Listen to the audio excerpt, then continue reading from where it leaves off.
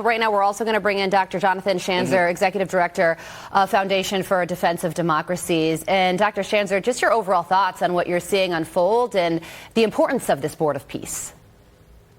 Well, at first, I think you got to understand the president just issued a kind of a State of the Union on his foreign policy, and I think it was pretty sweeping, and it was interesting to hear him talk about all these different conflict zones that he's looking to tackle. It's very clear that he wants to use this board as a means for additional foreign policy wins. He wants to notch more. He seems actually very aggressive about solving those problems. I just noted the appearance of the Indonesian prime minister. That one's interesting to me because that's been a target for Donald Trump for the Abraham Accords. He's been looking at the world's most populous Muslim country as an additional signatory for the Abraham Accords. I think the prime minister, if I'm not mistaken, was just the third or fourth person to get up on that stage. That looks to be important to me. I'm trying to sort of watch the screen just to get indications of who's there and what role they might play moving forward. But a lot of these partners are ones that we've already seen working with the president. Notably, of course, we're seeing the absence of the UK, France, Germany. There's still some raw nerves over Greenland. But I think this is going to be an interesting body that could prod the UN to start making better decisions and maybe even having a more positive role in the world. We know the disdain that the Trump administration has for the UN, but it was interesting that he did sort of hold out an olive branch for the UN, that it still has a potential role to play if they start getting their act together. And I do think that's an important message that he just delivered. There was an olive branch, no doubt, but the president also did make the statement the UN has tremendous potential, but hasn't used it. And then President Trump went on to say that this organization, the Board of Peace, could be one of the most consequential organizations ever. Do you agree with that? Look, it's early days. I'm going to agree with the gentleman that was just on before me here. It is so early. They've picked a first Gordian knot to try to untie as their major project, and that's Gaza. And no one has succeeded in Gaza. The president has gone a lot further than I think anybody ever expected him to.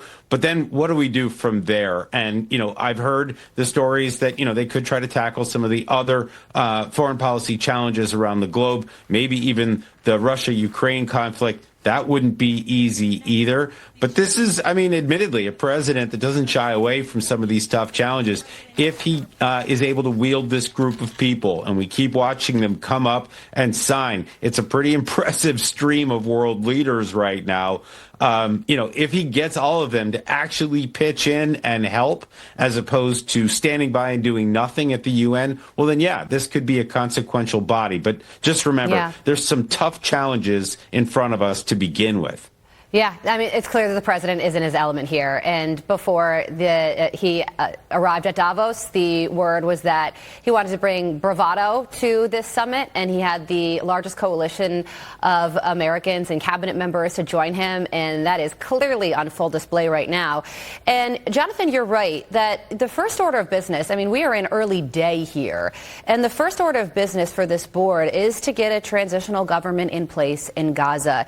And the president yesterday said that Hamas has agreed to disarm, and if they don't in the next few days or weeks, quote, they will be blown away.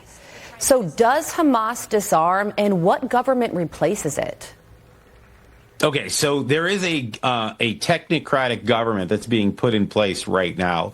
There's a guy named Ali Shaf, and he's a guy traditionally affiliated with the Palestinian Authority, the PLO. He is, at least on paper, taking over the Gaza Strip. In practice, not so much. But look, it's good that we're going to have this entity in place.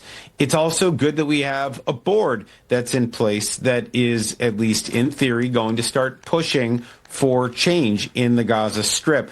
What we're doing right now, I think if I'm to sum it up, we're signaling to Hamas that they don't get a veto on Gaza, that we're going to be moving forward. The train has left the building. Changes are now underway. There's nothing that they're going to be able to do to stop that process. I think that's the right message. Now, how does Donald Trump back this up with an attack on Hamas?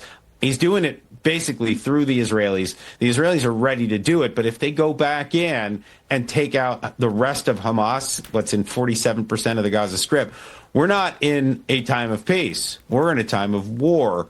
And so there's the paradox, I think, as we look to start implementing phase 2 of Donald Trump's peace plan, which was, admittedly, this was accepted at the United Nations. This was enshrined in international law. So he's got a mandate. But, reverting back to war, if Hamas doesn't participate properly, that'll be a setback. And we're watching to see what happens. And right now on our screen, we are watching all of the leaders gathered behind Donald Trump. That appears to be a family photo formation. And if I were a betting man, I'd say we're about to take the picture known as the family photo right now. And I'm glad you mentioned, obviously, the focus being the Middle East, Gaza. That is definitely the Gordian knot that starts the Board of Peace. But I think the intention is to go beyond just that one region, just beyond the Middle East, as we listen to Marco Rubio, and I'll await our producers telling me if we're going to take him live. But until that point, it does go beyond the Middle East. Yesterday was a tremendous day for the president we are not taking Marco Rubio. Okay, so, Doctor, I'm going to continue with you here. Greenland was obviously the focus yesterday.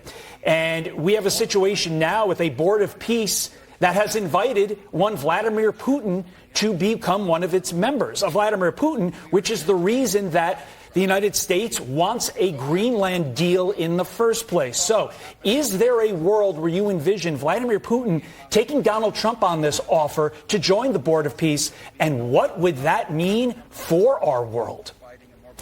Well, here I think is where I'm just, I'm confused.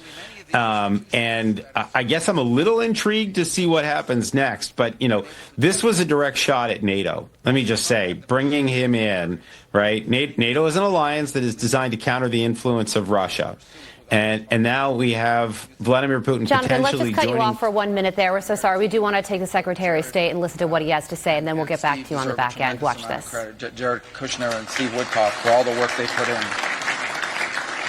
And all of our partners here today. And now we have this Board of Peace, who I believe's possibilities are endless. Obviously with a focus first and foremost on making sure that this peace deal in Gaza becomes enduring. And I know this president has it as his highest priority and will give it everything he has to make sure that this is successful. I also want to acknowledge the extraordinary leaders that are here today. This is not just a Board of Peace, this is a Board of Action. Just like President Trump is a president of action. A lot of times people like to give speeches. I've been to many at these forums, and they're not useless, and they're not, they have utility in many cases.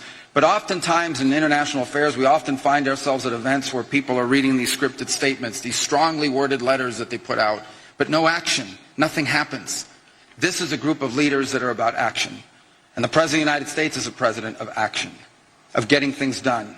And today is the beginning of that, of a new era and a new stage that we think is so important as a model to the rest of the world of what is possible.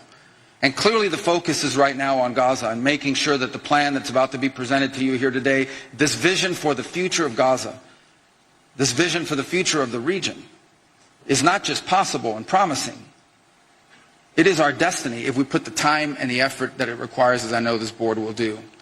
But I also think it will serve as an example of what's possible in other parts of the world. Without losing focus on what's before us now, this is what's possible for other places and other conflicts that seem impossible to solve right now. So I want to, on behalf of the United States, on behalf of the team that worked so hard on this, thank every single one of the leaders that are here today and all the countries that have committed to joining, and many others who are going to join. Others either are not in town today or they have to go through some procedure internally in their own country because of constitutional limitations. But others will join. Many want to be a part of this effort because it is going to be a successful effort.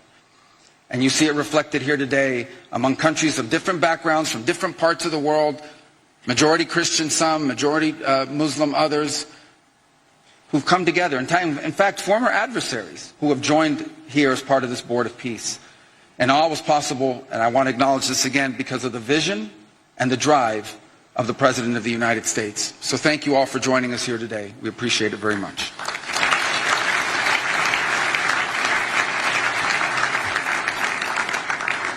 Thank you, Secretary Rubio.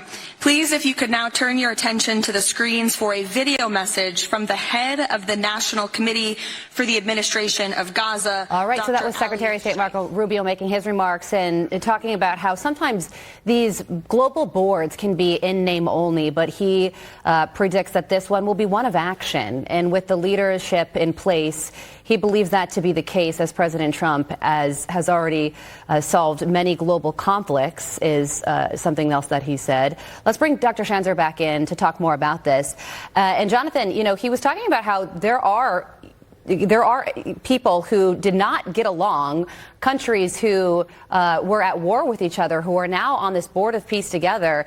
And a good example of that has to do with Prime Minister Benjamin Netanyahu, who had real hesitation to join this board of peace because of the other countries, including Turkey and Qatar, who were invited to join, but has since signed on to this. Yeah, and I think that one is the one to watch. I mean, you know, obviously solving Gaza, we've already talked about that's the original mandate, and, you know, that's what they're going to have to deliver on. And I'm concerned primarily because, and we don't often hear enough about this, but Qatar and Turkey are patrons of Hamas, right? I mean, they were funders of Hamas. They have Hamas headquarters inside their countries. They've been working to help and train and indoctrinate this terrorist organization that has, you know, brought war to the region for the last 2.5 years. They're now on this board. The fox is in the hen house, in other words. And so Netanyahu was rightly nervous about this. I think Donald Trump is trying to pull off something here that's very interesting. He's trying to co-opt these two countries. He's trying to bring them into the tent rather than to allow them to create mayhem outside of the tent. Will that pay off is a big question. But just to be clear, neither of these countries should be trusted right now. I understand they're allies of the United States officially, but as it relates to Hamas, they have done a lot of damage here. And so that is the relationship to watch. You're right to point it out. Speaking of trust, Doctor, let's go back to the question I was asking you before we heard from Marco Rubio and that you were in the process of answering.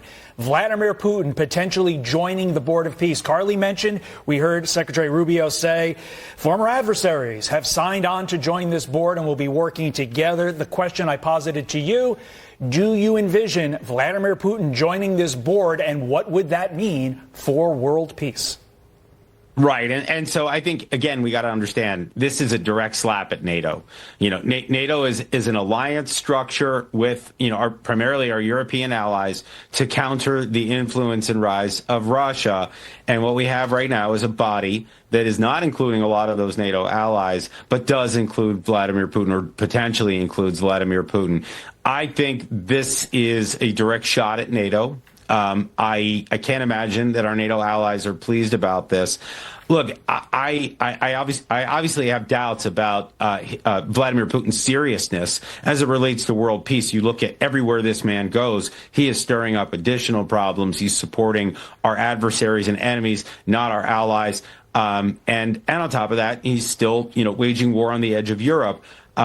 It could be that, you know, this is a man that just needs an alternative structure to be more productive in terms of solving problems around the world.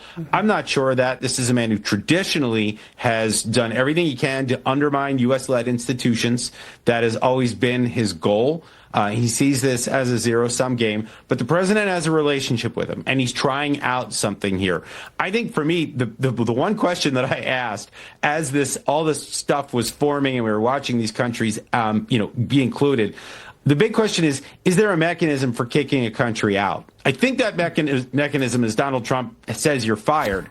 Right. But that's important because NATO doesn't have that mechanism. And I was telling you before about Turkey and how they have made a mess in Gaza. They've not exactly been a terrific NATO ally in other ways. There's literally no mechanism in NATO to remove a country once it's in the alliance. There's no way of voting them out. So it'll be important for me to understand if Vladimir Putin fails, or if the Qataris fail, or the Turks fail at this mission, and Donald Trump gets tired of them, justifiably, is there a proper mechanism for removing them? I assume it's all on the president to make those decisions as the leader of this executive board. We have Dan Hoffman waiting in the wings for us, but I just want to squeeze in one more with you, Dr. Schanzer, before we get back to Dan. And that's on the issue of Iran, because, of course, the country has been under weeks of protesting, and President Trump sent a strike force group to the Middle East in potential preparation for escalation. We don't know where he's going to go with this or what he's going to decide. What do you foresee taking place? That's still an open tab on the computer. It is. It's one that I'm watching. The window's not closed. I mean, it was clear that the president reversed course last week, a little bit more than a week ago. I think the Iranian people are struggling to make sense of what's going on. They were hoping and waiting for the president to intervene and to begin to take out perhaps even assets belonging to the regime and weakening it. That's obviously not happening right now. So the crisis may be subsiding inside Iran, but I don't believe that the Israelis or some of the other regional partners, the Saudis, the Emiratis, et cetera, or Donald Trump has forgotten about this. I think, at least from what I can tell, they're still trying to assess how to carry out a successful kinetic operation that would not just set the regime back, but would dislodge it permanently. I think that's the challenge they're wrestling with, and it's easier said than done. And I do think that that's what they're wrestling with, but it's an open file. I've not closed it. Yeah, so much of this, Dr. Schanzer, is definitely not easy. That's the nature of the beast when it comes to foreign policy. But we await to see ultimately what happens from the Board of Peace on down. Dr. Jonathan Schanzer, thank you so much for your time and your insight.